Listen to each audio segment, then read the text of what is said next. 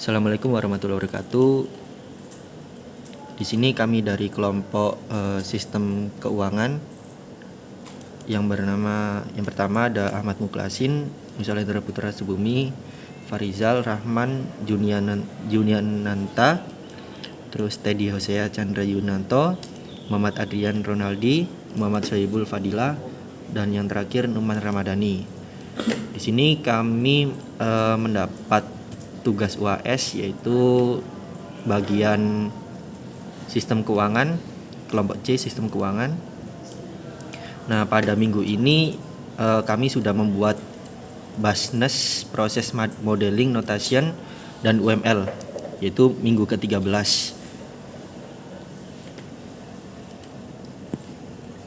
Oke, kali ini saya bersama teman-teman akan membuat minggu ke-13 yaitu BPMN dan UML.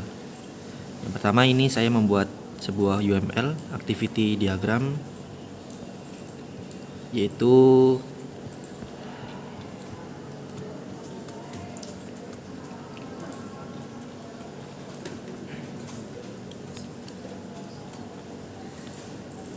yang memfilter gaji karyawan. Selanjutnya untuk teman saya, kamu buat apa kelas? Sini saya membuat UML activity diagram untuk pengelolaan data keuangan. Oke, udah selesai ya? Sudah selesai ini dan sudah dimasukkan ke dokumennya. Oke, untuk Mas Nukman, Halo, ini buat apa Mas? ini saya membuat activity diagram mengenai laporan pajak. Oke, udah selesai? Alhamdulillah selesai. Oke, siap. Terus ada Mas Farizal juga ini. Buat apa Mas? Ini saya membuat bagian UML-nya, bagian activity diagram pengelolaan dana. Pengelolaan dana. Ya. Oke, udah selesai Mas? Sudah. Oke. Terus ada lagi nih Mas Sohibul juga. Halo Mas, Halo, bikin apa Mas? ini saya buat BPMN keuangannya, ini masih proses mau membuatnya. Sama apa? Udah sih BPMN-nya Oh, aja. udah. BPM aja ya? Iya. Oke. Terus ada lagi nih Mas Ronaldi. Ya, di sini saya sedang membuat activity diagram untuk menampilkan grafik keuangan perusahaan. Oke. Ini sudah jadi, tinggal dimasukkan ke dalam dokumen. Terus apa lagi Mas?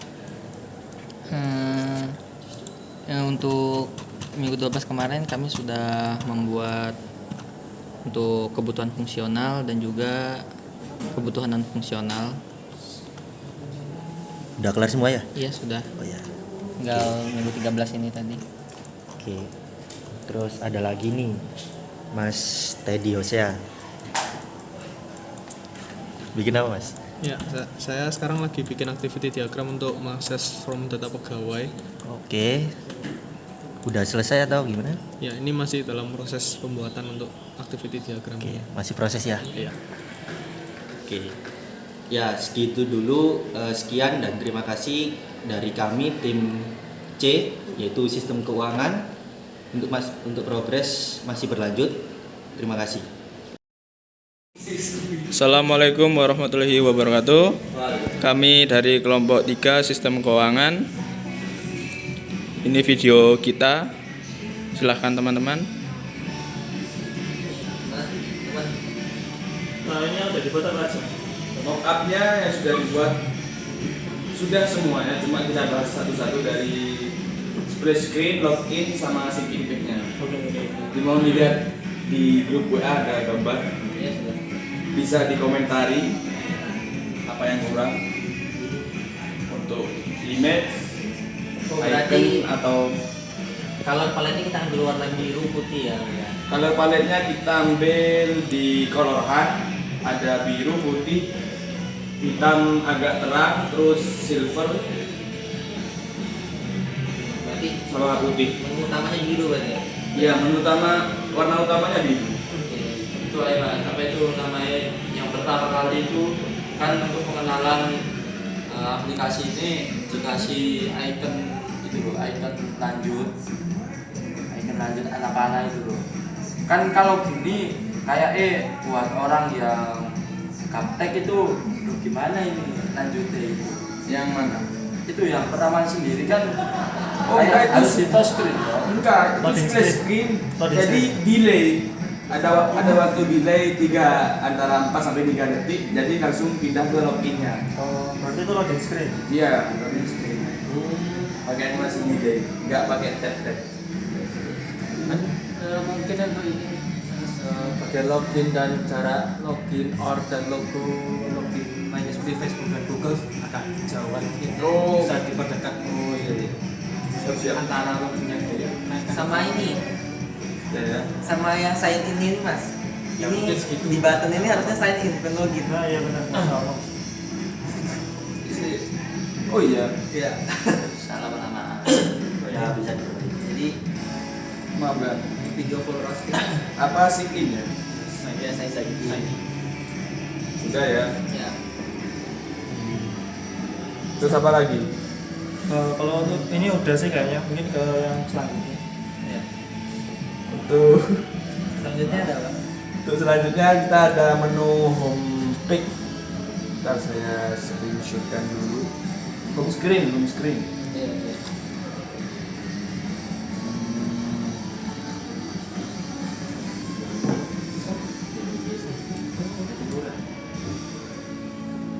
Itu ada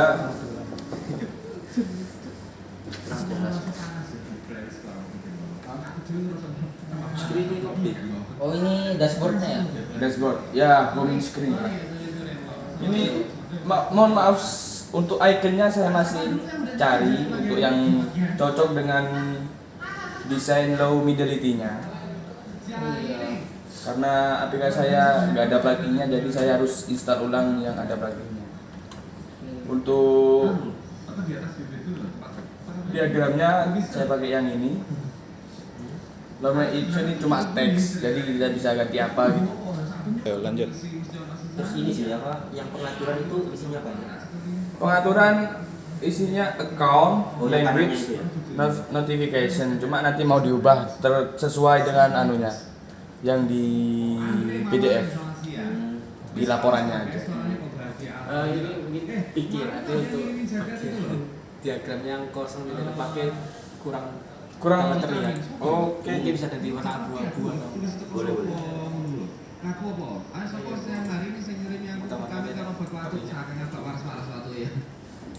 Abu-abu. ya abu-abu mungkin bisa.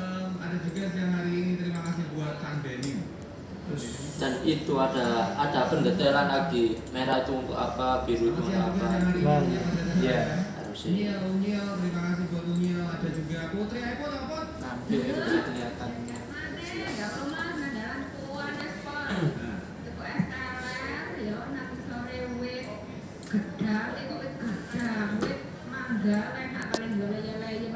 Apa tadi Mas Muslasin?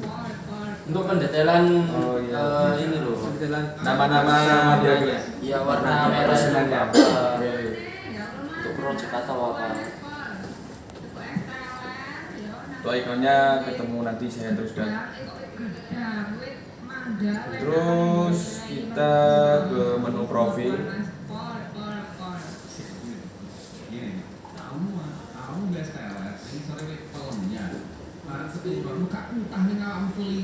Jika ada yang kurang boleh ditambahkan. Sini saya kasih nama, bio, jenis kelamin, tanggal lahir, email. Iya itu. Kayak bukan kayak kita jadi sebagai apa gitu. Oh gitu jabatan. Iya. Jabatan. Apa mau diganti namanya? Bukan bio. Mending di spesifikasi KJI. Kan bio ini mungkin terlalu umum, jadi kalau orang-orang yang nggak tahu bisa aja diisi ngawur gitu loh. Deskripsi. Jabatan aja lah, Jabatan. Sama ini kan bisa diedit langsung ya. Iya. Ini otomatis nyimpan apa harus ada trigger simpannya dulu? Ya, soalnya nggak ada button. Kalau nggak ada buttonnya. otomatis nyimpan. Kita nanti kalau mau ganti itu ada tanda pensil. Kita klik itu nanti ada ke menu ganti nanti. Oh, ada Jadi menu tinggal lagi. iya tadi tinggal ganti namanya terus klik simpan button Apa simpan. kita permudah aja? Jadi langsung di sini aja simpannya. Jadi data yang masuk ke satu halaman. Jadi langsung jadi button gitu. Satu halaman bawahnya ada tombol. Jadi nggak usah pindah halaman lagi, sudah halaman ini aja. Oh ya nggak apa-apa. Berarti untuk icon pensilnya hapus aja ya. Mungkin nggak bisa apa, nggak dihapus juga sih. Jadi kan kalau semisal Oh, iya. ya edit yang bagian nama kan, terus ada button save gitu, misal kayak gitu. Jadi langsung bisa terganti satu apa namanya? Button anu aja mungkin, button centang gitu ya.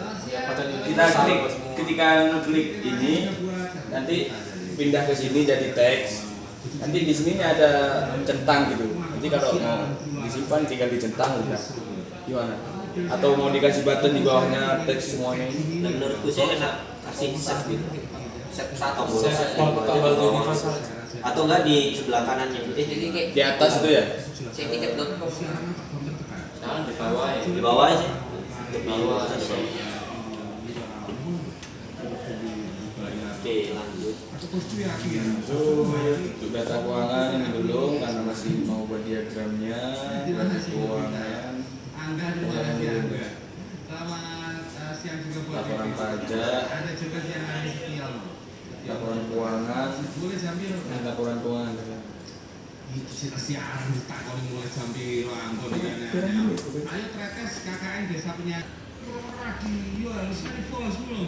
Untuk laporan keuangan, jadi saya agak sedikit beda dari yang di laporan. Gimana? Kalau saranku di laporan keuangan ini kan laporan.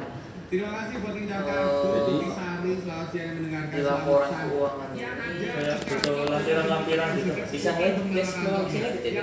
Di suara yang lebih mendengarkan jaga sebutkan nama Apa suara. menampilkan? Kayaknya nggak bisa. tapi kayaknya menampilkan.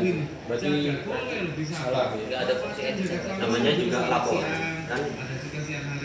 Jadi Cuma menampilkan data keuangannya aja. Jadi yang pensil edit ini bisa di- untuk yang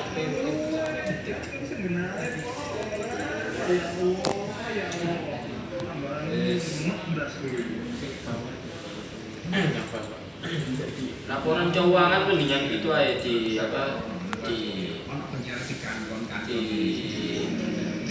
dipisah lagi, maksudnya laporan keuangan untuk apa itu. Untuk pengeluaran, untuk pemasukan gitu. Iya, untuk pengeluaran itu ada. Jadi itu pakai slide itu nanti di bawahnya ada button untuk pengeluaran sama ada button untuk pemasukan. Jadi kalau orang yang pengen lihat pengeluaran langsung aja pengeluarannya apa saja terus pemasukan. Ada lagi? slider gitu.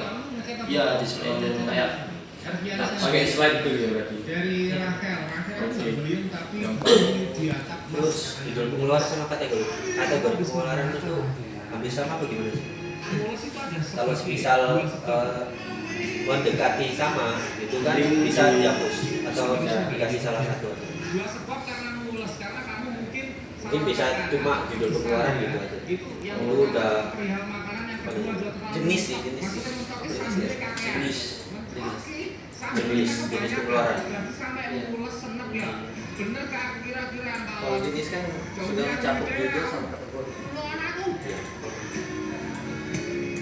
Ayo bener siap. Yang pertama adalah karena mungkin salah makan, makanannya Terus? sudah basi, ya kan? Makanannya sudah mengandung mengandung apa ya? Basi mengandung apa? Kayak model Sudah. fermentasi ini. Sudah sih, sudah. sementara proyeknya untuk kedepannya diperbaiki lagi sama ditambahin lagi aja. Cukup sekian dari saya. Tapi masih sambelnya kakean. Jika ada kekurangan nanti saya akan perbaiki lebih lanjut. Mulas. Terima kasih. Dikit terus kesimpulan bener karena kalau aku. Ya, terima kasih semuanya. Terima kasih. Assalamualaikum warahmatullahi wabarakatuh. Waalaikumsalam warahmatullahi wabarakatuh. Oke, selamat malam semua. Terima kasih telah berada di dalam Gimit ini. Oke, alhamdulillah kita telah beranjak pada minggu ke-16 dan kita telah menyelesaikan beberapa proyek di tiap minggu. Pada minggu ke-12 yaitu untuk jobisnya ada analisis kebutuhan non fungsional dan juga analisis kebutuhan fungsional. Untuk minggu ke-13 yaitu kita membuat BPMN dan UML diagram. Untuk minggu ke-14 yaitu pembuatan perencanaan mockup. Dan untuk minggu ke-15 kita membuat binding dokumen pada minggu ke-12 sampai 14. Oke, untuk yang pertama kita melakukan pembacaan tugas atau penjelasan mulai dari minggu ke-12. Untuk yang minggu ke-12 yaitu kebutuhan perangkat lunak yang isinya ada kebutuhan fungsional dan non-fungsional. Untuk yang pertama, kebutuhan fungsional itu akan dibacakan oleh Mas Ronald. Silahkan Mas Ronald. Oke, terima kasih atas waktu yang diberikan. Di sini saya akan menjelaskan terkait kebutuhan fungsional yang mana pada tabel kebutuhan fungsional ini ada pada KF01 yang mana kebutuhan fungsionalnya itu mengelola data keuangan, aktornya adalah pegawai keuangan dengan prioritas 1 dan untuk mengelola data keuangan ini terdiri dari mengedit data keuangan, melihat, menghapus dan juga menambah data keuangan dengan semua prioritasnya itu adalah 1. Kemudian selanjutnya adalah KF02 yaitu mengelola pengajuan pendanaan yaitu dengan aktor pegawai keuangan dan prioritasnya adalah 2. Kemudian selanjutnya ada pembuatan laporan pajak yang dilakukan oleh pegawai keuangan juga dengan prioritasnya adalah 1. Selanjutnya adalah KF04 yaitu memfilter gaji karyawan yang dilakukan oleh aktornya adalah pegawai keuangan di mana di memfilter gaji karyawan ini terdiri dari memotong gaji karyawan, membayar hutang, mengirimkan slip gaji ke email masing-masing dengan prioritas untuk memfilter gaji karyawan ini 1, namun untuk memotong gaji karyawan dan membayar hutang itu prioritasnya 2. Dan mengirimkan slip gaji ke email masing-masing itu prioritasnya 1. Kemudian selanjutnya KF05 itu untuk memunculkan grafik keuangan dan aktor dalam kebutuhan fungsional ini adalah sistem dengan prioritas 1 yang mana pada memunculkan grafik keuangan ini untuk memunculkan grafik total kas, grafik total pengeluaran, total hutang dan grafik piutang dengan semua total dengan prioritas utama yaitu 1. Kemudian KF06 yaitu menampilkan laporan keuangan dengan aktor adalah sistem dan prioritasnya ada 1 yang mana pada KF06 ini terdiri dari menampilkan laporan pemasukan, pengeluaran, laporan laba rugi perusahaan serta laporan hutang piutang dengan semua prioritasnya adalah 1. Kemudian yang terakhir ada KF07 yaitu melihat data pribadi yang mana aktor pada melihat data pribadi ini yaitu semua pegawai dengan prioritas kebutuhan adalah 2. Yang mana untuk melihat data pribadi ini dengan melihat data keuangan semua pegawai. Oke, itu yang bisa saya jelaskan untuk kebutuhan fungsional. Saya kembalikan ke moderator. Ya, terima kasih kepada Mas Ronald yang telah menjelaskan analisis kebutuhan fungsional. Untuk yang selanjutnya kita akan masuk pada kebutuhan non fungsional yang akan dijelaskan pada Mas Farizal Rahman. Silakan Mas. Ya baik Mas Nusa. Untuk kebutuhan non fungsional sendiri itu ya itu adalah batasan layanan atau fungsi yang ditawarkan sistem seperti batasan waktu, batasan pengembangan proses, standarisasi dan lain-lain. Kemudian ini adalah kebutuhan non fungsional sistem keuangan sebagai berikut ya. Kemudian di sini kebutuhan non fungsionalnya ada beberapa komponen yaitu reliability, availability, kebutuhan keamanan, kemudian ada maintainability, kemudian ada performance dan atribut dari kualitas perangkat lunak. Di semua komponen ini yang pertama reliability itu ada beberapa perilaku seperti yang ada di layar ini. Jadi untuk yang reliability, komponen reliability prioritasnya 1. Kemudian untuk yang komponen yang kedua yaitu availability, perilaku bisa dilihat seperti yang ada di layar, prioritasnya 1. Kemudian untuk komponen yang ketiga kebutuhan keamanan ya, itu perilakunya seperti yang ada di layar. Prioritasnya 1, kemudian untuk yang KNF 07-nya untuk prioritasnya 2. Kemudian untuk komponen yang keempat yaitu maintainability, itu ada beberapa perilaku ya. Prioritasnya 2, kemudian untuk KNF 08-nya 2, kemudian untuk KNF 09-nya 1. Kemudian untuk komponen yang kelima ada performance. Itu perilaku yang bisa dilihat di layar untuk KNF yang ke-10 1, kemudian yang KNF 11 juga 1. Kemudian di sini juga ada beberapa kualifikasi untuk bisa menggunakan aplikasi ini, yaitu untuk perangkat keras komputer ya. Itu bisa dilihat di layar, jadi apa namanya unit-unit atau perangkat keras yang bisa digunakan untuk bisa menunjang kinerja sistem agar bisa lebih handal digunakan dan selesai dengan waktu yang efisien ya. Kemudian untuk di perangkat Android-nya juga ini beberapa aplikasi bisa digunakan ya, dari keterangan ponselnya dan lain-lain. Itu kan bisa ya. Untuk versi yang untuk yang versi yang lebih baru itu justru lebih baik untuk bisa dikerjakan secara efisien. Itu untuk penjelasan kebutuhan non fungsionalnya. Sekian dari saya kembalikan ke moderator Mas Musa. Oke, terima kasih kepada Mas Farizal Rahman yang telah menjelaskan tentang kebutuhan non fungsional. Untuk selanjutnya, jadi job desk dari minggu ke-12 bisa dikatakan sudah kita selesaikan.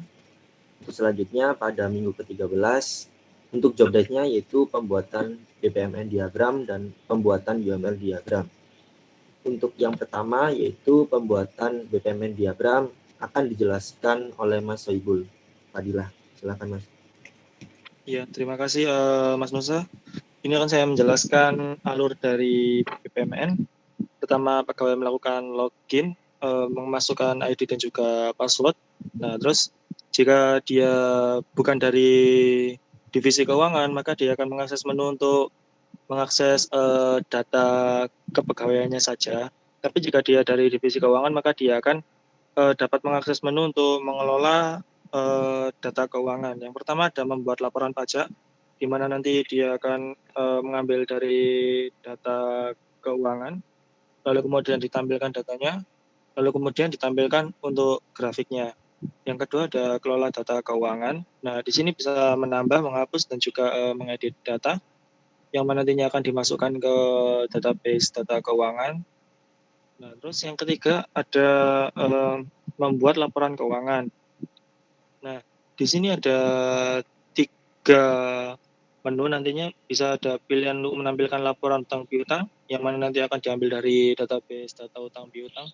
Terus juga menampilkan laporan laba rugi yang diambil dari database data laba rugi, dan juga menampilkan laporan pemasukan pengeluaran yang diambil dari database pemasukan dan juga pengeluaran. Nah, terus nanti setelah itu melihat membuat laporan keuangannya. Ya, mungkin itu untuk alur dari BPMN. Sekian dari saya kembalikan lagi ke Mas Nusa, terima kasih. Oke, terima kasih kepada Mas Soibul Fadilah yang telah menjelaskan BPMN. Untuk yang selanjutnya yaitu UML. Untuk UML pertama yaitu use case akan dibacakan atau akan dijelaskan oleh Mas Ronald. Silahkan Mas. Oke, terima kasih Mas Nusa atas waktunya. Di sini saya akan menjelaskan use case diagramnya, di mana pada use case diagram ini terdiri dari 4 aktor, yaitu pegawai divisi keuangan, divisi lain, sistem, dan juga semua pegawai. Untuk pegawai divisi keuangan sendiri memiliki tanggung jawab untuk mengelola data keuangan, membuat laporan pajak, menampilkan laporan keuangan, serta mengelola pendanaan.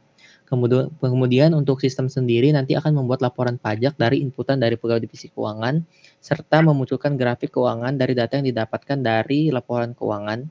Juga akan sistem melakukan filter gaji karyawan. Kemudian untuk divisi lain dapat mengelola pendanaan dan semua pegawai hanya memiliki izin untuk melihat data pribadi mereka pada sistem. Oke, sekian untuk penjelasan use case diagramnya. Saya kembalikan ke moderator. Oke, terima kasih kepada Mas Ronald yang telah menjelaskan UML use case. Untuk selanjutnya memasuki UML activity diagram. Untuk activity diagram yang pertama, mengelola data keuangan akan dijelaskan oleh Mas Ahmad Muklasin. Silakan Mas. Baik, terima kasih untuk Mas Moderator. Yang pertama ada activity diagram untuk mengelola data keuangan. Pada tampilan pengelolaan data, ada pilihan untuk mengedit, menghapus, menambah, serta melihat data keuangan. Dan apabila user memilih mengedit, menghapus, serta menambah, maka user akan ditampilkan ke bagian untuk mengedit data tersebut. Lalu setelah user mengedit data tersebut akan dioper ke database, lalu nanti keluarannya akan notifikasi pengelolaan data sukses. Dan jika user hanya melihat data keuangan, user akan ditampilkan data pemasukan, pengeluaran opsional, pajak, serta gaji. Ya nantinya setelah itu data-data tersebut akan diambil dari database dan ditampilkan sesuai yang diinginkan oleh user. Baik, itu saja yang saya sampaikan. Saya kembalikan ke moderator. Terima kasih kepada Mas Muklas yang telah menjelaskan activity diagram mengelola data keuangan. Untuk yang selanjutnya yaitu activity diagram membuat laporan pajak akan dijelaskan oleh Mas Teddy Hosea. Silakan Mas Teddy. Ya, terima kasih untuk waktunya. Jadi di sini untuk activity diagram membuat laporan pajak, jadi pertama dimulai dari pegawai divisi keuangan melakukan login, lalu masuk untuk membuat laporan pajak, di mana masuk ke dalam sistem untuk mengambil data, untuk menyusun atau membuat laporan pajak tersebut, dan yang akan dikembalikan kepada pegawai divisi keuangan lagi. Sekian dari penjelasannya untuk activity diagram ini, saya kembalikan ke moderator. Ya, terima kasih kepada Mas Teddy Hosea yang telah menjelaskan activity diagram pembuatan laporan pajak. Untuk yang selanjutnya memasuki activity diagram memunculkan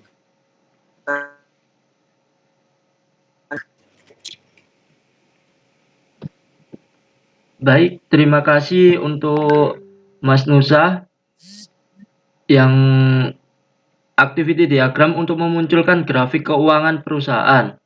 Di sini yang pertama-tama user akan login, lalu user akan ditampilkan beberapa pilihan, yang mana pilihan menampilkan grafik total kas, grafik total pengeluaran, grafik total hutang, grafik total piutang. Dan apabila user mengeklik salah satu dari tampilan data tersebut, user akan ditampilkan sesuai dengan keinginan user tersebut. Dan apabila user tidak ingin menampilkan data-data tersebut, akan kembali lagi ke menu login. Sekian dari saya kembalikan lagi ke Mas Moderator. Terima kasih. Terima kasih kepada Mas Ahmad Muklasin yang telah menjelaskan activity diagram memunculkan grafik keuangan. Untuk yang selanjutnya, activity diagram menampilkan laporan keuangan akan dibacakan atau akan dijelaskan oleh Mas Teddy Hosea. Silakan Mas. Ya, terima kasih untuk waktunya lagi.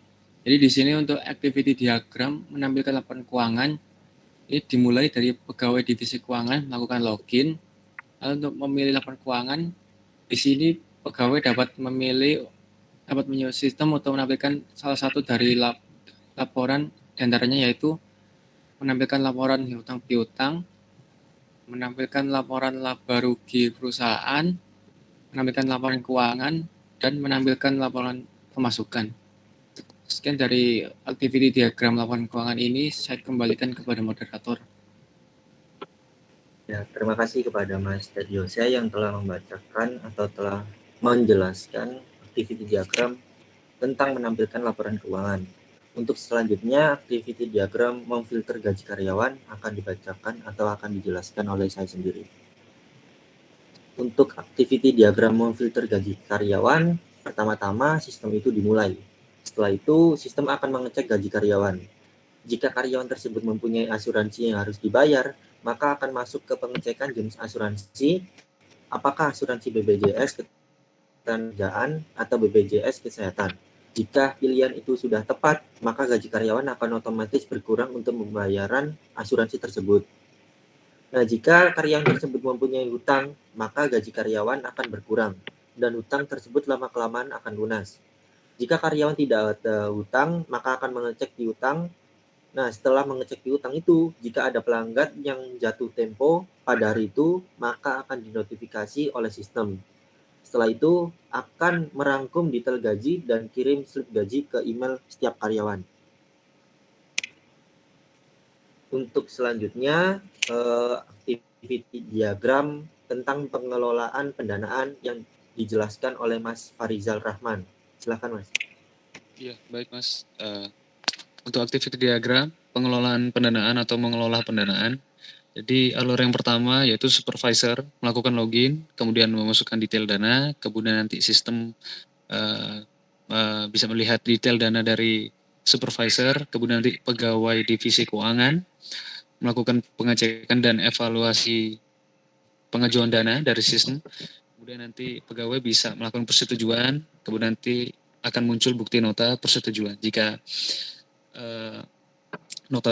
jika pengajuan dana tidak disetujui, maka tidak ada bukti nota persetujuan. Untuk sekian itu untuk activity diagram pengelolaan dana. Saya kembalikan lagi ke Mas moderator Mas Nusa. Terima kasih kepada Mas Farizal Rahman yang telah menjelaskan activity diagram tentang pengelolaan pendanaan. Untuk yang selanjutnya yaitu activity diagram melihat data pribadi yang akan dijelaskan oleh Mas Sohibul Fadilah. Silakan, Mas. Ya, terima kasih Mas Nusa. Saya akan menjelaskan activity diagram untuk melihat data pribadi. Pertama, pegawai melakukan login, kemudian mengakses form data pegawai, lalu akan ditampilkan data keuangan dan juga data kepegawaiannya. Sekian untuk activity diagram melihat data pribadi. Saya kembalikan lagi ke Mas Nusa. Terima kasih. Terima kasih kepada Mas Sohibul Fadilah yang telah menjelaskan tentang activity diagram melihat data pribadi. Untuk selanjutnya yaitu UML kelas diagram yang akan dijelaskan oleh Mas Ronald. Silakan, Mas. Oke, terima kasih atas waktu yang diberikan, Mas Nusa. Di sini saya akan menjelaskan terkait kelas diagramnya. Bisa kita lihat untuk kelas diagram ini terdapat beberapa kelas, ada pendanaan, divisi lain, pegawai divisi keuangan, data pegawai, laporan keuangan, plotting grafik, gaji, dan juga sistem. Yang mana pada divisi lain itu memiliki atribut ID, nama, nomor telepon, dan juga alamat, dan memiliki metode untuk melihat. Dan juga pegawai divisi keuangan memiliki atribut ID, nama, nomor telepon, dan alamat. Dan untuk divisi keuangan ini memiliki metode, yaitu dapat melihat, menambahkan, menghapus, dan mengubah data. Di keduanya ini terhubung dengan pendanaan, yang mana di pendanaan itu akan memiliki atribut nomor, nominal, keperluan, dan juga jumlah dananya. Kemudian dari divisi lain dan juga pegawai divisi keuangan juga dihubungkan oleh satu kelas, yaitu data pegawai, di mana di data pegawai ini berisikan atribut nomor laporan, nomor grafik, jenis, dan juga gaji. Kemudian ada laporan keuangan yang terhubung dengan data pegawai dan juga sistem, plotting grafik, dan juga gaji. Laporan keuangan sendiri memiliki atribut nomor, jenis keuangan, dan jenis pajak. Untuk plotting grafik ada nomor dan juga keuangan. Kemudian ada gaji yang berisi atribut nomor dan juga jumlah. Kemudian untuk kelas sistemnya memiliki atribut nomor dan juga versi, yang mana metode yang dimiliki oleh kelas sistem yaitu menambahkan, menghapus, mengubah, dan juga menampilkan data. Oke, sekian untuk penjelasan kelas diagram. Saya kembalikan kepada moderator Nusa. Terima kasih. Oke, terima kasih kepada Mas Ronald yang telah menjelaskan activity diagram. Yang telah menjelaskan UML bagian kelas diagram. Alhamdulillah pada minggu ke-13 Untuk job-desk-nya bisa dikatakan sudah selesai. Untuk selanjutnya pada minggu ke-14 kita akan membuat perencanaan mockup. Untuk mockup yang pertama yaitu low fidelity yang akan dijelaskan oleh saya sendiri. Jadi low fidelity itu yang untuk step pertama yaitu ada loading page. Jadi di dalam loading page ini untuk tampilannya terdapat logo dan nama aplikasi kita yaitu sistem keuangan. Untuk selanjutnya ada login page. Jadi setelah melakukan proses loading page tadi, kita akan masuk ke dalam login page dan memasuki akun login yaitu username dan password. Itu yang selanjutnya setelah melakukan login tadi, kita akan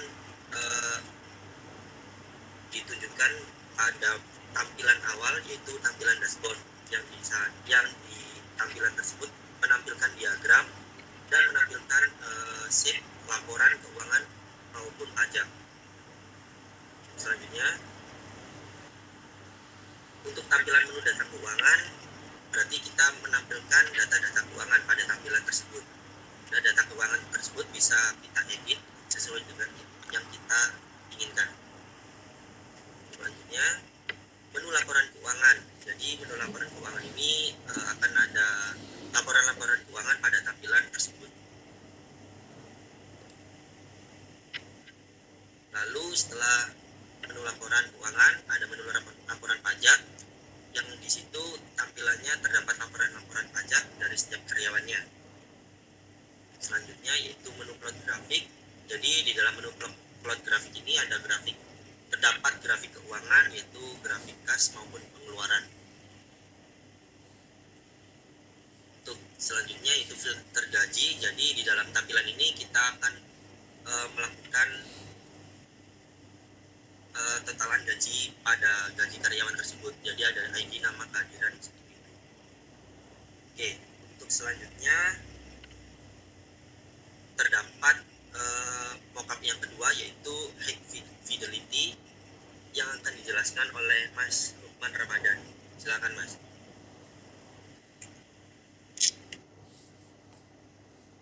Baik, boleh saya share screen sendiri?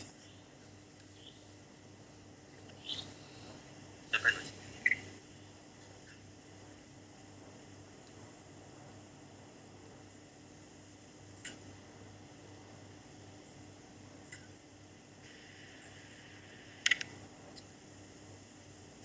Di sini kita akan menjelaskan tentang high fidelity. Untuk halaman pertama kita ada loading page di mana tersedia logo dan nama sebuah sistem keuangan yaitu MD Finance. Lalu ada login page dan juga sign page. Ketika kita sudah memiliki akun, kita masuk melalui email dan password lalu di tampilan dashboard kita akan menemukan grafik yang dimana ada keuangan, gaji, dan pajak. Di menu laporan di sini ada keuangan, dimana akan tampil sebuah pengeluaran dari perusahaan harian, mingguan, bulanan, dan tahunan. Lalu ada pajak. Di sini akan menampilkan sebuah pajak per bulannya, pajak ekspor, pajak pertambahan nilai, dan pajak gaji karyawan.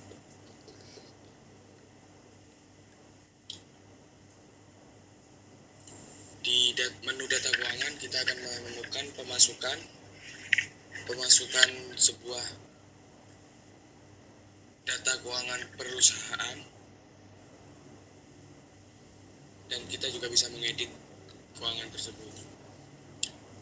Di menu grafik keuangan kita akan menemukan berapa persen pengeluaran yang dibutuhkan oleh sebuah perusahaan seperti bahan pokok, gaji karyawan, pajak, dan servis alat yang dibutuhkan oleh perusahaan. Gaji karyawan di sini ada info karyawan dan pekerjaan yang dilakukan oleh karyawan seperti web developer, UI UX designer, operator mesin, ekspedisi. Dan juga ada kehadiran, absensi untuk ada Nusa, seperti contoh Nusa hadir, Kenal tidak hadir, Dani hadir, Rizal hadir, Teddy tidak hadir, dan Sohib libur.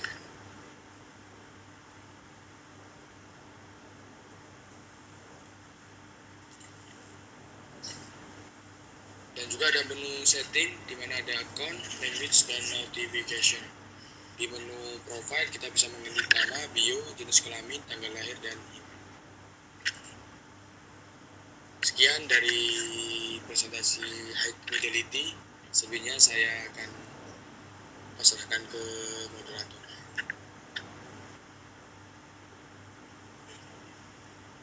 Terima kasih kepada Mas Nurman Ramadhani yang telah menjelaskan tentang Fidelity. Dan alhamdulillah pada minggu ke-14 untuk jobdesk perencanaan mock-up itu bisa dikatakan sudah terselesaikan. Dan untuk selanjutnya ada minggu ke-15 itu ini dokumen. Pada minggu ke-15 ini kita melakukan bikin dokumen yang artinya kita itu melakukan penyusunan dokumen dari minggu ke-12 sampai 14 dan alhamdulillah juga sudah terselesaikan. Oke, untuk selanjutnya terima kasih kepada teman-teman yang telah berusaha menyelesaikan sebuah proyek ini, yaitu proyek sistem keuangan pada mata kuliah RPPL kelas A, dan saya ucapkan terima kasih. Selamat malam. Assalamualaikum warahmatullahi wabarakatuh. Waalaikumsalam warahmatullahi wabarakatuh.